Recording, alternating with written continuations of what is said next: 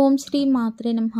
వాలి ఎదురుగా నిలబడి యుద్ధం చేస్తే ఎదుటివాని బలంలో సగం వాలికి వస్తుందని అంటారు కదా. ఆ వరం వాలికి ఎవరు ప్రసాదించారు? అందుకేనా శ్రీరాముడు వాలిని చెట్టు చాటు నుండి సంహరించింది?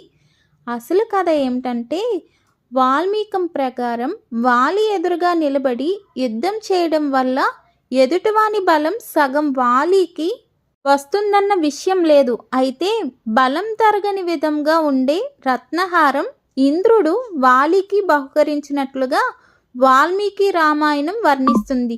చెట్టు చాటు నుండి కొట్టడంలో ధార్మిక కారణాలు చాలా ఉన్నాయి. దీనికి కంఠహారానికి ఏ సంబంధం లేదు. అయితే తులసి రామాయణం వంటి రామాయణాల్లో ఈ కంఠహారం సగం బలాన్ని లాగివేయడం అనే గాథ ఉన్నది.